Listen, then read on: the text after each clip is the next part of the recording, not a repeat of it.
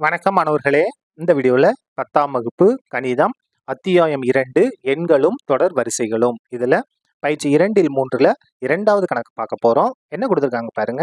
X ஆனது மட்டு 17 கீழ் 13 உடன் ஒருங்கிசைவாக உள்ளது எனில் 7x ஆனது எந்த எண்ணுடன் ஒருங்கிசைவாக இருக்கும்? முதல்ல இதை எழுதுவோம். இங்கே கொடுத்துருக்காங்க இல்லையா, இதை எழுதுவோம், உங்களுக்கு ஈஸியாக புரியும். ஒருங்கிசைவு கான்குரன்ஸ் மாடுல நமக்கு ஃபார்முலா என்னன்னா A கான்குரண்ட் B மட்டு n.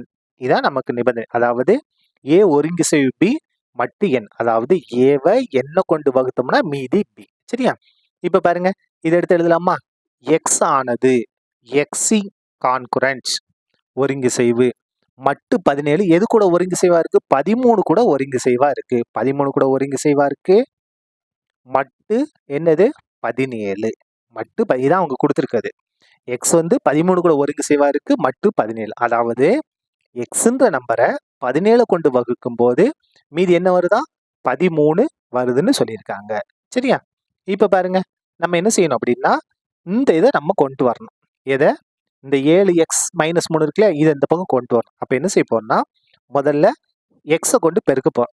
7 கொண்டு பெருக்க போறோம். பெருக்குமா? 7ஆல் பெருக்க, 7ஆல் இருபுறமும் பெருக்க, இருபுறமும் பெருக்க. பெருக்கலாமா?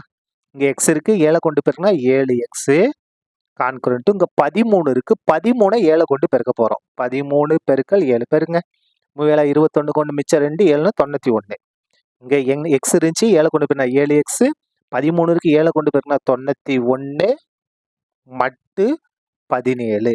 இந்த இடத்துல பாருங்க, 7x 17 கொண்டு வகுக்கும் போது மீதி 91 வர்றதுக்கு வாய்ப்பு இருக்கா?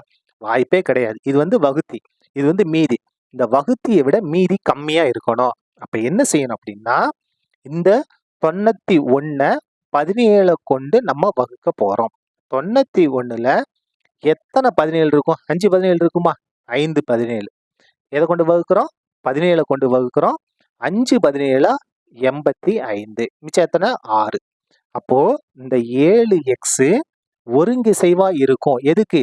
இந்த மீதியை தான் எடுத்து எழுதணும். 6 மட்டு 17 மட்டு 17. இப்ப பாருங்க, நம்ம இந்த இடத்துல 7x - 3 வேணும். 7x கொண்டு வந்துட்டோம். இப்ப என்ன செய்யணும்? -3 சேர்க்க போறோம். -3 இருபுறமும் சேர்க்க, -3 இருபுறமும் சேர்க்க. சேர்த்துடலாமா ரெண்டு பக்கமும்? பாருங்க, 7x இருக்கு, -3 சேர்த்தாச்சு. ஒருங்கிசைவு 6 இருக்கு, ஒரு -3 சேர்த்துட்டோம். மிச்சது எந்த மாற்றமும் இல்லை. மட்டு 17. சுருக்கலாமா? பாருங்க, 7x - 3 ஒருங்கிசைவு 6ல 3 கழிச்சா 3 மட்டு என்ன? 17 மட்டு 17. இப்ப பாருங்க, 7x - 3 ஆனது எதுக்கு ஒருங்கிசைவா இருக்கு? 3க்கு ஒருங்கிசைவாக இருக்கிறது. அவ்வளவுதான், கணக்கை நம்ம முடிச்சிடலாம். அவங்க என்ன கொடுத்துருந்தாங்க? எக்ஸ் ஆனது என்னது? 13க்கு ஒருங்கிசைவா இருக்கு. எப்போ? மட்டு 17 இருக்கும்போது. 7x - 3 எதுக்கு ஒருங்கிசைவா இருக்கு? 3க்கு ஒருங்கிசைவாக இருக்கிறது. அதாவது 7x - 3 17 கொண்டு வகுக்கும்போது மீதி என்ன வருதா? 3 வருகிறது. இதான் அவங்க கேட்டிருந்தது. therefore கீழே எழுதிடலாமா? 7x - 3 ஆனது எதோட ஒருங்கிசைவாக இருக்கிறது? 3 உடன் ஒருங்கிசைவாக உள்ளது. ஒருங்கிசைவாக உள்ளது. சரியா?